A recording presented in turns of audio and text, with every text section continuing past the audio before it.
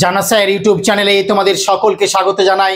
আজকে আমরা একেবারে নতুন টপিক কুল সার্ভিস কমিশনের দিকে তাকিয়ে এই জায়গাটা খুব ভালো করে আলোচনা করব যে প্রথম বিশ্বযুদ্ধের পরবর্তীকালে সুইজারল্যান্ডের জেনেভা শহরে প্রথম স্থায়ী আন্তর্জাতিক সম্মেলনটি বসানোর সিদ্ধান্ত হয়ে যায়।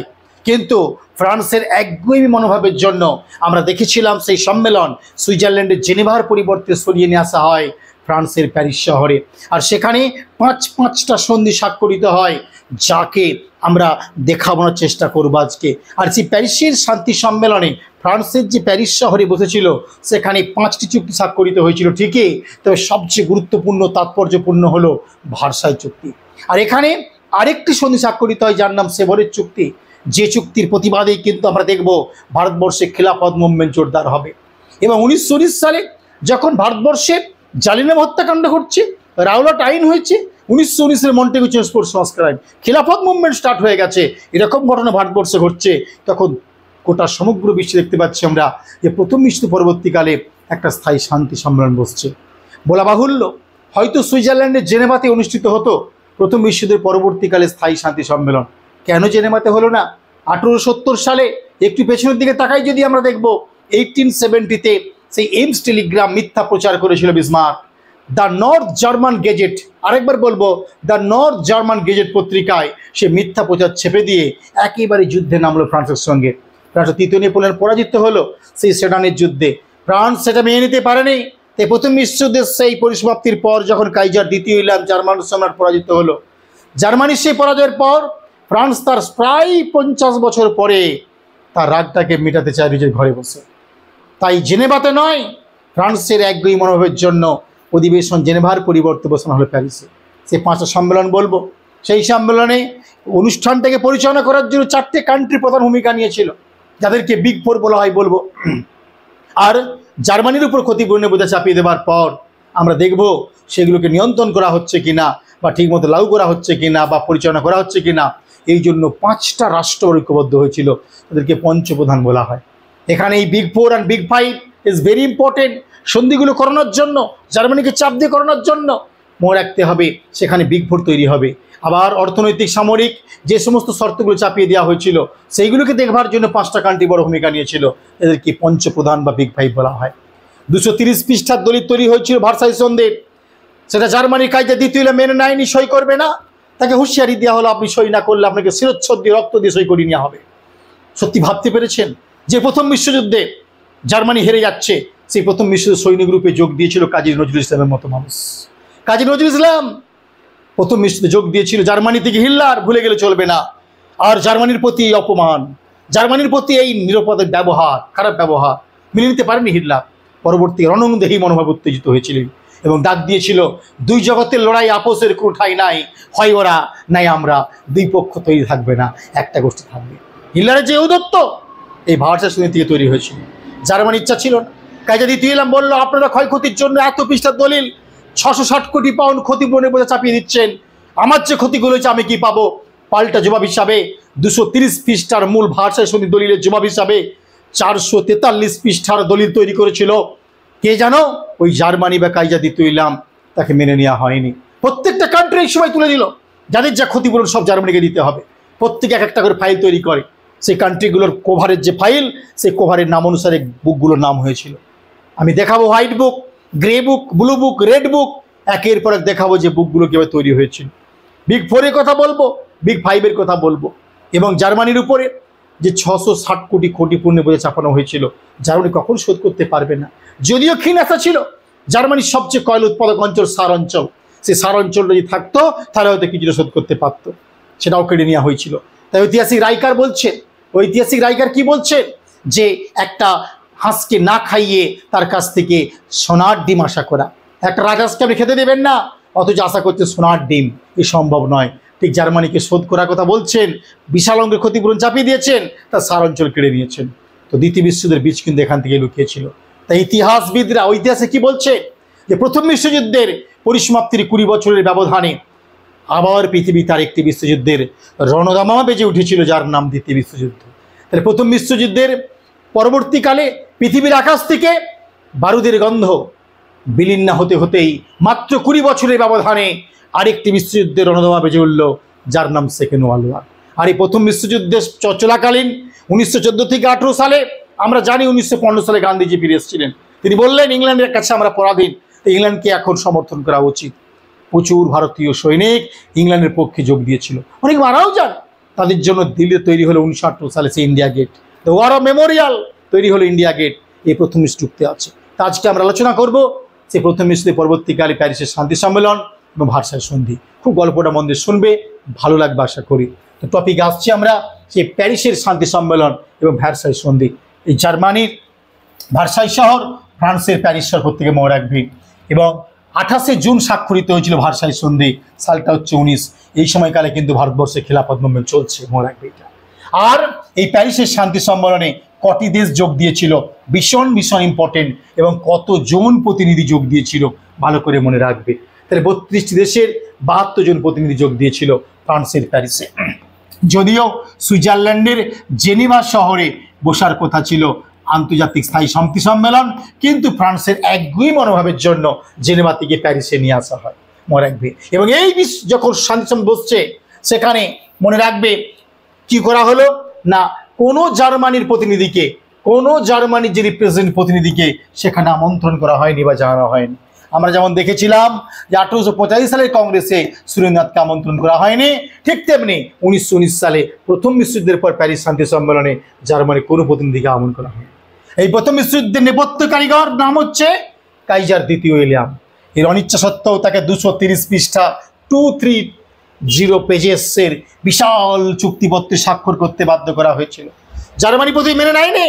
এই 230 পৃষ্ঠার লিখিত সন্ধিপত্রের পাল্টা হিসাবে 443 পৃষ্ঠার একটি দলিল পেশ করেছিল জার্মানি, গ্রহণ করা হয়নি। তার অনিচ্ছা সত্ত্বেও তাকে জোর করে চাপিয়ে দেওয়া হয়। তাই ঐতিহাসিকরা এই প্যারিসের শান্তি সম্মেলনে এই যে জার্মানিকে চাপা ভার্সাই সন্ধি, একে বলছে ডিকটেটেড পিস বা জবরদস্তিমূলক চাপানো সন্ধি বা জোরপূর্বক চাপানো শক্তি বা ডিকটেটিভ piece. Very very important.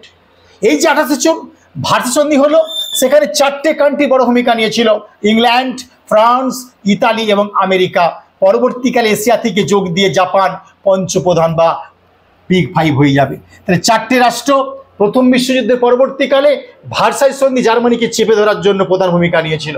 England, France, Italy এবং আমেরিকা, এই 4টি দেশকে আমরা কি বলবো, বিগ 4 বলবো। সেই বিগ 4, সেই 4টি রাষ্ট্রকে কি বলা হয়, বিগ 4 বলা হয়। আমি দিয়েছি, দেখবেন বিগ 5টা আমি আসছি। এবারে বিগ 4 যে বললাম 4টে রাষ্ট্র পেয়ে গেলাম, মার্ক করে চূর্ণকালীতে। কারা কারা পৌরোহিত্য করলো, ব্রিটিশ প্রধানমন্ত্রী Lloyd George, very very important. এই লয়েড জর্জ ভারতবর্ষে 1922-23 সালে একটা প্রোক্লামেশন দিয়ে বলেছিল ইংল্যান্ড এবং ভারতবর্ষে একসঙ্গে আইসিএস করা হবে। এবং লয়েড যে প্রথম বলেছিল যে আইসিএস ইন্ডিয়ান সিভিল সার্ভিস একটি স্টিল ফ্রেম বা ইস্পাত কাঠামো। কলেজ সার্ভিস কমিশন 2খানা কোশ্চেন দিয়েছিল, ভারতবর্ষের আইসিএসকে স্টিল ফ্রেম কোন প্রধানমন্ত্রী বলেছিল, লয়েড জর্জ। এবং কত সালে ইংল্যান্ড এবং ভারতবর্ষে আইসিএসকে একসঙ্গে অনুষ্ঠিত করার কথা বলা হয়, 1922-এ বলা হয়, 23 অনুষ্ঠিত হয়, লয়েড জর্জ বলেছিল। সেই ভার্সাই সন্ধিতে যখন স্বাক্ষর হচ্ছে, ব্রিটেনের প্রধানমন্ত্রী পৌরোহিত্য লয়েড জর্জ।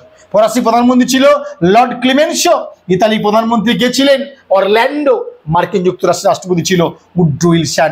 এই 4টে কান্ট্রি 4 প্রতিনিধিকে বলা হয় বিগ 4, মনে রাখবে। তবে যেহেতু ফ্রান্সের প্যারিসে বসেছিল, তাই লর্ড ক্লেমেন্সি হয়েছিল চেয়ারম্যান বা প্রেসিডেন্ট বা সভাপতি। ভীষণ ইম্পর্টেন্ট একটা প্রশ্ন যে প্যারিস শান্তি সম্মেলনের প্রেসিডেন্ট বা সভাপতি কে হয়েছিলেন, ক্লেমেন্সো। এবং এই চুক্তিগুলো হয়ে যাওয়ার পরে যাতে ঠিকঠাকভাবে মানে ইমপ্লিমেন্ট হয়, সেটা যেন আমরা বিগ 5 দেখবো একটু পরে। তার আগে প্যারিসের শান্তি সম্মেলনে আমরা একটু আগে বলে এসেছি 5টি সন্ধি স্বাক্ষরিত হয়েছিল। যেমন জার্মানির সঙ্গে স্বাক্ষরিত হয় ভার্সাই সন্ধি, অস্ট্রিয়ার সঙ্গে স্বাক্ষরিত হয় সেন্ট জার্মানির সন্ধি, এবং হাঙ্গেরির সঙ্গে যুক্ত হয় ট্রিয়াননের সন্ধি, বুলগেরিয়ার সঙ্গে চুক্তি হয়েছিল নিউলির সন্ধি, এবং তুরস্কের সঙ্গে স্বাক্ষরিত হয় সেবরের সন্ধি। তাহলে প্রথম বিশ্বযুদ্ধের পরে প্যারিসের শান্তি সম্মেলনে 5টি সন্ধি বা ট্রিটি বা প্যাক্ট স্বাক্ষরিত হয়। 1919 সালে 2টো স্বাক্ষরিত হয়েছিল, জার্মানির সঙ্গে ভার্সাই, অস্ট্রিয়ার সঙ্গে সেন্ট জার্মানির সন্ধি। আর 1920-তে 3টে হয়, হাঙ্গেরির সঙ্গে ট্রিয়ানন এবং বুলগেরিয়ার সঙ্গে নিউলি, এটা 1919। আর 20-তে হয়েছে তুরস্কের সঙ্গে সেভরে। অর্থাৎ 1919-এ 3টে, 1, 2 এবং 3, আর 20 সালে হয়েছে 2টো, 1 এবং 2। এবং প্রত্যেকটা মনে রাখবে এই সন্ধিগুলো দিয়ে, দেশগুলো দিয়ে ম্যাচিং করতে বলতে পারে। সন্ধিগুলো দিয়ে বলে কোনটি ভুল আছে, সালগুলো খেয়াল করবে। 3টে 19, একটা 20-তে দিয়ে বলে কোনটি 1919-তে স্বাক্ষরিত হয়নি। সেখানে দেখবে হয় তুরস্কের সঙ্গে থাকবে বা হাঙ্গেরির সঙ্গে টিয়ানন থাকবে। খুব ইম্পর্টেন্ট জায়গাগুলোকে মার্ক করেছি, বোঝার চেষ্টা করবি। এবং একটি প্রশ্ন দেখতে গিয়ে দেখলাম স্যাম্পেল সেটে যে সেবরের সন্ধি পরবর্তীকালে কী নামে নামাঙ্কিত হয়ে যায়। তো সেবরের চুক্তি পরবর্তীকালে ল্যাজেনের সন্ধিতে নামাঙ্কিত হয় 1923 সালে। মনে রাখবে এটা 1920 সেবরের চুক্তি 1923 নামাঙ্কিত হচ্ছে ল্যাজেনের সন্ধি। তো যাই হোক 1919 সালে এই যে প্যারিসের শান্তি সম্মেলনে 32টা দেশের 72 জন প্রতিনিধি গিয়েছিল, তারা সন্ধিগুলো করে ফেলার পরে ঠিক ইমপ্লিমেন্ট হচ্ছে কেন সেখানে 5টি দেশ ভূমিকা নিল। প্রথমে 4টি কান্ট্রি ছিল, আর সেখানে আরেকটি কান্ট্রি যোগ দিল যার নাম জাপান, যাদেরকে বলা হতো পঞ্চপ্রধান।